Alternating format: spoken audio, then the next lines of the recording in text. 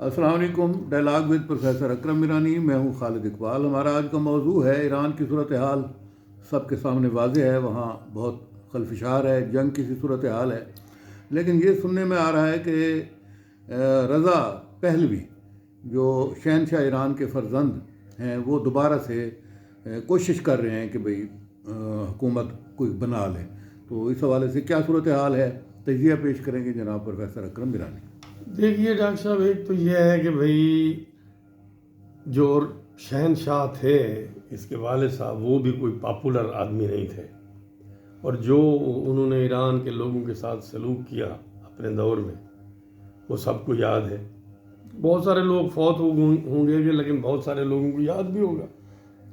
لیکن وہ ترقی کرتا ہوا ایران تو تھا, شخصی آزادی یہ ایک چیز تھی, شخصی آزادی نہیں تھی لیکن اس میں مالی حالات لوگوں کے اچھے تھے اور سماجی طور پہ بھی لوگ آزاد تھے. لیکن ابھی ان کی اتنی زیادہ سپورٹ نہیں ہے ایران میں.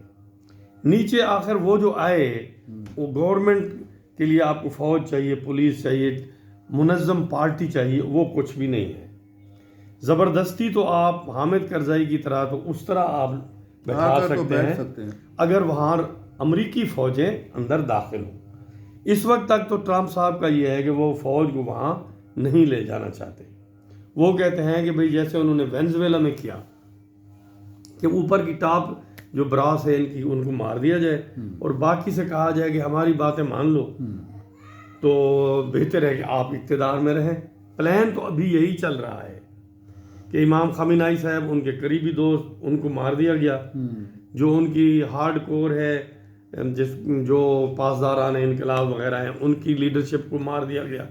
1500 اور کو بھی اگلے 10-15 دن تو یہ چلتا رہے گا نا.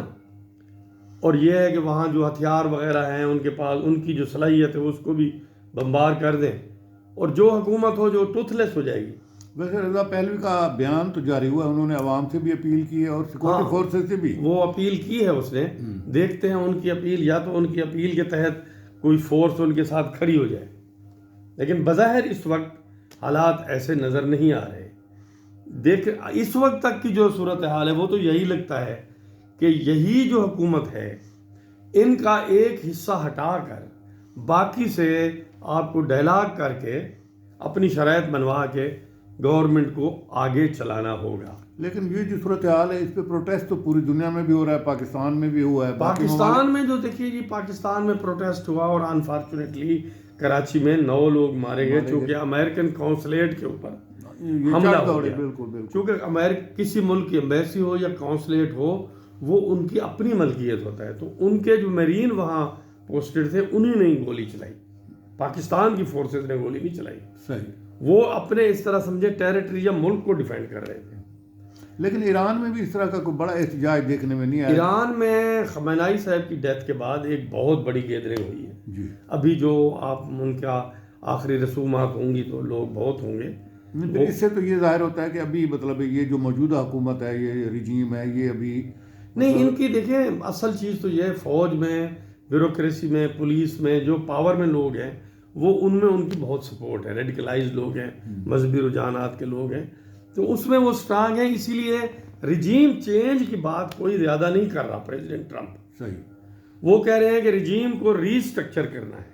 تو ابھی یہ شہزادہ رضا پہلوی کا جو بیان ہے مطلب اس کو بیان کی حد تک ابھی بیان ہی سمجھے. ہاں یہ ہے کہ اگر بالکل نہیں مانتا کوئی بھی, پھر آپ نے مثال صحیح دی ہے پہلے جو کہ بھی جیسے کرزائی کو پھر اگر امریکی فوج داخل ہوتی ہے. جی جی. لیکن اس وقت تک کی پوزیشن یہ ہے کہ امریکہ کی 10-15 ہزار سے زیادہ وہاں فورسز بھی نہیں ہیں. تو ایسا ابھی 2 ہفتے 3 ہفتے تو ایسا نظر نہیں آ رہا کوئی ایسی نئی دھماکہ خیز ڈیولپمنٹ ہو جائے تو جس کی وجہ سے امریکہ کو مجبوراً داخل ہونا پڑے. بظاہر ایسا نظر نہیں آ رہا کہ رضا پہلوی صاحب واپس ہیں. زیادہ چانس یہی ہے. دیکھیں جو انٹیلیجنس مل رہی ہے, جی جی, کریکٹ انٹیلیجنس, اس سے ظاہر ہوتا ہے اندر کافی اہم لوگ جو ہیں جی بالکل موجود وہ ملے ہیں اور وہ پاور میں وہ آنا چاہتے ہیں. جی بالکل. تو وہ کوئی انہی میں سے کوئی یا جو بھی بچ جائیں گے. ہاں بالکل. فرض کریں 1000 ٹاپ لوگ مارے جاتے ہیں. جی جی. تو اس کے بعد جو بچیں گے وہ سمجھیں گے کہ اگر ہم اتحاد نہیں, کوئی ڈائلاگ نہیں کرتے تو پھر اور بھی مارے جائیں گے, تو اس سے کچھ حاصل ہونے والا نہیں ہے. تو ایک ٹائم آئے گا کہ ڈائلاگ ہوگا اور شاید کوئی ایگریمنٹ ہو جائے، تو اسی کی ہوپ میں معاملات چل رہے ہیں۔ جی جناب، اسی مکالمے کے ساتھ اجازت دیجیے، اللہ حافظ۔